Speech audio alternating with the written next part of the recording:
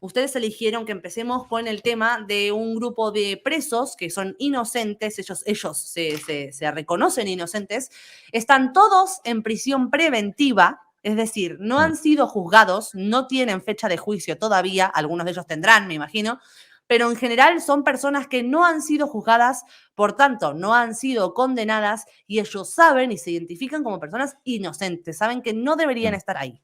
¿Qué está pasando? En Argentina, lo comenté el otro día a través de Instagram y después me hicieron una entrevista al respecto de lo que había comentado en Instagram, de que está sucediendo una problemática diferente a la que nos encontramos en España, pero también ligada al mismo tema, y es que se abusa de la prisión preventiva. La prisión preventiva debería ser una medida excepcional, no debería de ser la norma, debería suceder en aquellos casos donde o hay riesgo de fuga o hay riesgo de entorpecimiento de la justicia o bien de autolesión. Esto no sucede en la mayoría de los casos. En la mayoría de los casos no hay ni riesgo de fuga ni hay obstaculización de la justicia. Es más, si hay algún tipo de obstaculización de la justicia, suele ser más por parte de los familiares de los que acusan que por parte de los acusados. Porque los acusados en general saben que cuanto más hablen del tema, más les perjudica.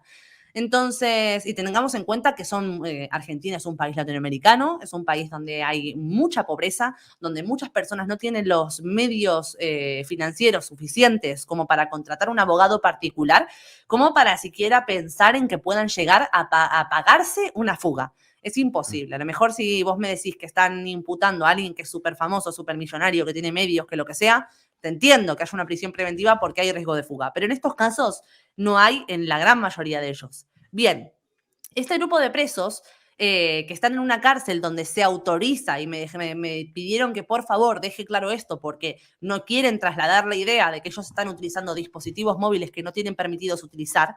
En esta cárcel se autoriza el uso de dispositivos móviles y por tanto ellos fueron los que directamente se pusieron en contacto conmigo, adjuntándome a ello un montón de noticias al respecto, que ahora vamos a compartir algunas de ellas, hablando de lo que están haciendo, para pedirme que, como habían visto la entrevista que a mí me hicieron el otro día respecto al abuso de la prisión provisional, sí me copaba a hablar de lo que están pasando ellos y a comunicar, a trasladar su mensaje. Y eso es lo que vamos a hacer hoy. Nos vamos a limitar a trasladar el mensaje de un grupo de presos que están en prisión preventivas, que se declaran inocentes y que de hecho están en huelga de hambre para exigir una revisión de su situación porque les parece inaudito que estén todos en prisión preventiva por el mismo tipo de delitos. Y no solo esto, sino desde que iniciaron la huelga de hambre, el jefe, por así decirlo, lo voy a poner en palabras que todo el mundo lo pueda entender porque hay títulos, etcétera, que pueden variar de un país a otro. El jefe de los fiscales, para decírtelo de alguna manera, salió a desmentirlos con datos absolutamente manipulados. Y vamos a hablar de esto porque me parece muy fuerte. Para empezar, voy a enseñarles imágenes de la situación en la que están los presos ahora mismo, para que vean lo que están haciendo, para que vean las condiciones en las que están viviendo. Es que es muy Y se fuerte. puedan hacer una idea de lo que es ser inocente y estar en una cárcel como esta. Es que es muy ¿Sí? fuerte que te pongan la prisión preventiva, pero luego por otro lado te dejen un móvil. O sea, es como que está Sí. todo mal.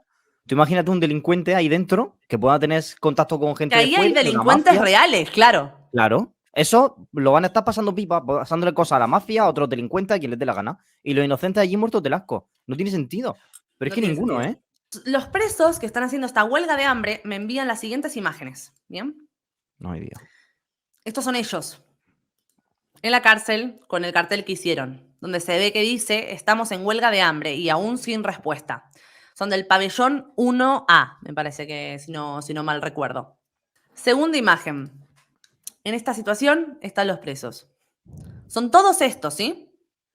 Estos son del Poquito. pabellón 5, parece. El tema es que por Poquitos, lo ¿eh? visto ni siquiera están pidiendo salir, lo que están pidiendo es una respuesta. Es Claro, que están se pidiendo. revise su caso. Exacto, y de hecho, también lo vamos a hablar esto, a ellos les prometieron, después de que iniciaron la huelga de hambre, que si, o sea, que ellos, o sea, que iba a haber una persona que iba a ir a revisar 10 casos por cada pabellón para ver si les pueden dar por lo menos la prisión domiciliaria para esperar hasta el final del caso. Ellos aceptaron esto, aceptaron que revisen 10 casos y que a cambio ellos acaban con la huelga de hambre. Sin embargo, ahora les dieron una información nueva, y es que no lo van a hacer. No van a revisar esos 10 casos. Al contrario, les están pidiendo que primero acaben con la huelga de hambre y con los reclamos y luego ya A ver si los revisamos o no.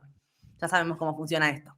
La Qué huelga de fuerte. hambre, siempre que se hace en situaciones desesperadas. Estás chantajeando a las instituciones y al Estado con tu propia vida, ¿sí? Para eso se hace la huelga de hambre, porque hay una persona que no está comiendo, que eventualmente va a tener problemas, que va a tener que ser ingresado, puede llegar a morir. Entonces, esta huelga de hambre se hace justamente porque por ningún otro medio han conseguido que les den respuestas. Y si ahora les dicen que ellos tienen que acabar con su huelga de hambre y tienen que acabar con su reclamo antes de que les garanticen que van a hacer algo con sus casos, evidentemente es una burda manipulación de su situación para que dejen de quejarse. Y esto lo vemos en el momento en el que vemos cómo este hombre, el jefe de los fiscales, por decirlo de alguna manera, está tirando abajo todo el reclamo de estos hombres. Bien, vamos a ver una noticia que explica en mayor medida de qué se trata este reclamo que están haciendo, porque hay un medio que se dedicó a cubrirlo, por suerte. No soy yo sola.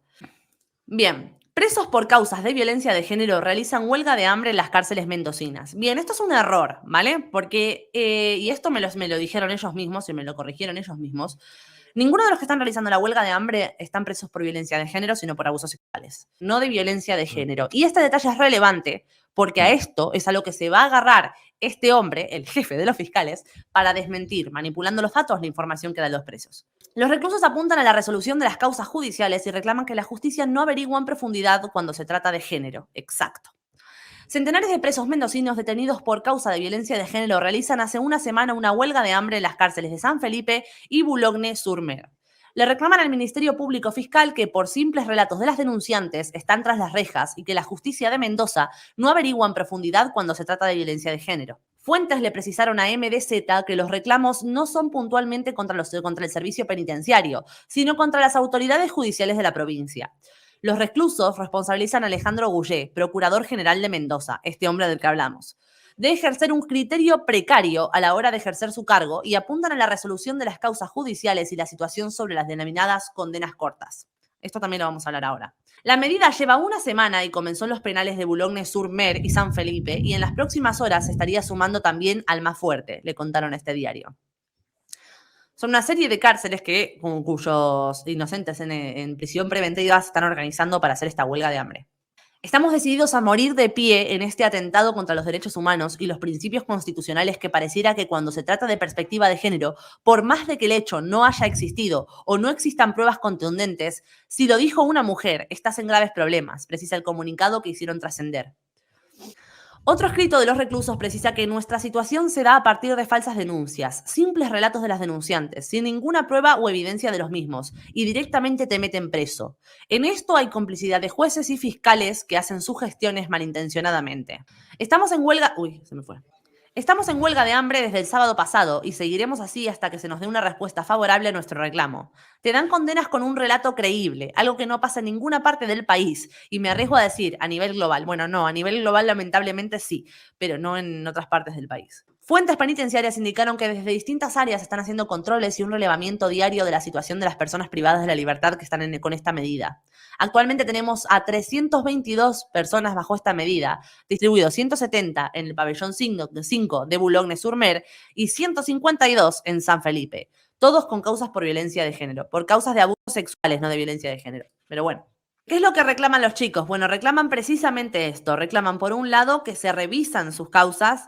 Esto no es un reclamo directamente contra el sistema penitenciario, sino con el sistema judicial, que es el que determina que haya una prisión preventiva cumpliéndose en un penal en base a meros testimonios de las denunciantes. Y quiero compartir directamente qué es lo que nos trasladan. ¿Con qué excusa mantienen 300 y pico personas en prisión preventiva? En el caso de que fueran violadores de verdad, tendrían que ir a la cárcel definitiva. ¿Por qué están ahí, No, en el limbo? porque todavía no tienen fecha de juicio, es prisión preventiva. Ya, Todavía claro. no han sido juzgados. No, claro, es verdad. Es que tiene que juzgarlos primero, pero joder. Es que si no puedes juzgarlo, tenerlo ahí tanto tiempo, 300 personas, si no tienes la capacidad de juzgarlo rápido, no sé, lo veo un poco animalada. Es una animalada, absolutamente. La persona que está siendo portavoz de su reclamo, hay un abogado que está ejerciendo como portavoz de su reclamo, y es este mismo abogado que les voy a comentar ahora. Un abogado en Mendoza se encadenó al Palacio Judicial y pidió ser escuchado. El letrado dijo pertenecer a una agrupación que busca justicia por falsas denuncias y durante más de una hora solicitó ser escuchado por un miembro de la Corte Suprema. Un abogado se encadenó este martes por la mañana en el Palacio de Justicia y solicitaba ser escuchado, tanto por los medios de comunicación como por un miembro de la Suprema Corte de Mendoza. El episodio se produjo este martes por la mañana en la puerta del Palacio de Justicia. Un abogado identificado como Alfredo Bendini, que dijo pertenecer a la agrupación Verdad y Justicia por las falsas denuncias, se encadenó en el ingreso al lugar y solicitaba dar a conocer una denuncia.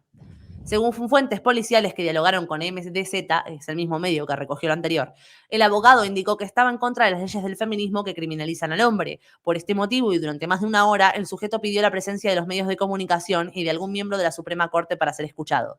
Finalmente, tras algunos minutos de mantenerse encadenado, el sujeto fue escuchado por uno de los secretarios de un ministro de la Corte y minutos antes de las 11 de la mañana decidió finalizar con la medida. Tenía un cartel que decía abogado en contra de las leyes, explicaron las fuentes. Bien, Sí, vamos a encadenarnos. Parece que funcionó, le escucharon. Bueno, otra cosa es que le hagan caso, pero hay que encadenarse. Es una medida que se emplea mucho en Argentina, lo de encadenarse. Ya habiendo compartido el reclamo de estos presos que son inocentes, procedemos a compartir la respuesta del procurador general de este hombre, que es el que está mintiendo abiertamente sobre la problemática. ¿Y por qué? Porque está respondiendo a otra cosa que no es la que corresponde, no es la que toca.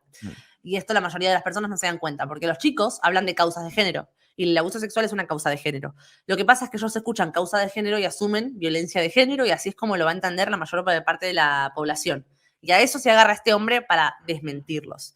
Dice, el procurador aseguró que solo se apresó al 7,59% de los acusados por más de 8.000 denuncias de violencia de género. El procurador general de la Corte, Alejandro Goulet, aseguró que ese porcentaje de detenidos por violencia de género, el 59% era reincidente y que la decisión de apresar a esos denunciados se toma cuando se cree que hay riesgo de que vuelva a atacar a su víctima. Bien, genial. No es por violencia de género. Entonces, todos estos datos que nos acaba de dar nos los metemos en el culo. Y esta es la manera de este hombre. No vale ni siquiera la pena dedicarse a revisar el texto de lo que dijo, porque ya empieza hablando de datos que no son los que tendríamos que hablar acá, no son los que tendríamos que discutir. Pero es que si aceptamos pulpo por animal de compañía, cuando dice solo se apresó al 7%, vale, pero si solo se apresó al 7% y se apresó mal, con falta de pruebas, sigue estando mal. O sea, que aunque sean verdad esos datos. Sí, exacto. Así es. Me encanta la frase esta, el dicho de si aceptamos pulpo como animal de compañía. Me encanta. Yo tendría un pulpo encantado, la verdad. Una de las cosas que me estaba faltando por comentar, que forma parte de los reclamos de los chicos, que los chicos me pasaron esta noticia, donde también otra de las cosas que ellos denuncian es que a las personas con poder y con influencia dentro de las instituciones del gobierno y el Estado, por los mismos delitos que se los imputa a ellos y se los mete en prisión preventiva, a esta gente no solo no se la mete en prisión preventiva, sino que se le piden penas de 6 meses, ponele, u 8 meses, y a ellos les están pidiendo penas de años. De 8 años. Les piden en un abreviado, en una condena por conformidad, les piden 8 años, porque si no se van a 15 o a 20. Y ellos en muchos casos terminan firmando la conformidad por 8 años. Bueno, y a sus amigos, por supuesto, esto no se les exige. A los amigos se les exige muy poco tiempo, mucho menos. Ayer, durante los alegatos del juicio que se le sigue a Jofré por 7 casos de abuso sexual simple, 7, y 1 en grado de tentativa, el jefe de la Fiscalía de Tránsito, Darío Tagua, en reemplazo de los fiscales de delitos contra la integridad sexual, solicitó la pena de 6 meses de prisión en suspenso. ¿En suspenso qué quiere decir? Que ni siquiera entra en prisión. Fuerte, ¿eh? Bastante fuerte. Y para terminar hablando de la prisión preventiva, ahora sí, les pongo el video del que hablé. Todo empezó así. Yo hice unas stories en mi Instagram donde compartía la situación, una noticia que hablaba de la situación de las cárceles de Rosario. O sea, de Santa Fe. Rosario está en Santa Fe, pero no es esa parte de Santa Fe. De las cárceles de Santa Fe. Yo lo compartí porque Rafaela, que es uno de los municipios de Santa Fe, es conocido como la capital de la prisión preventiva, directamente. O sea, ahí es el lugar donde más se conoce que meten a hombres inocentes en prisión preventiva. Y la situación de las cárceles en Santa Fe son paupérrimas. Paupérrimas. Yo compartí esa noticia sobre la situación de las cárceles y puse, recordemos que las cárceles están llenas de inocentes. Y hubo gente preguntándome, vale, está bien que las denuncias falsas, todo lo que quieras, pero de verdad, ¿vos no te parece exagerado decir que están llenas de inocentes? Y ahí es donde yo salí a hablar en otra story y digo, mira, no. No me parece que sea Mm. exagerado decir que están llenas de inocentes, me parece que de verdad están llenas de inocentes y cada vez más, porque se está fomentando que se encierra a los inocentes, no a los culpables se los quiere dejar fuera. Y por otro lado, porque nos encontramos casos como los de Rafaela, donde podemos contar tantísimos, tantísimos casos de hombres que están en prisión preventiva que ni siquiera han sido condenados, no tienen no han sido juzgados, no han tenido la posibilidad de acceder a un juicio justo y están viviendo en condiciones infrahumanas. Y sí, está bien, yo no considero, y creo que en esto el hippie está de acuerdo conmigo, somos como dentro de nuestro ámbito, nosotros somos como los más hippies liberales en este sentido, creo yo.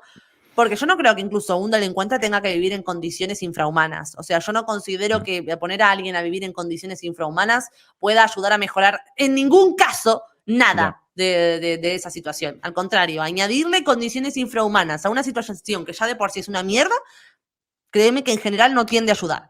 Pero peor aún, si pensamos que esas condiciones no solo las están viviendo criminales de verdad, sino que las están viviendo muchos, y digo muchos inocentes.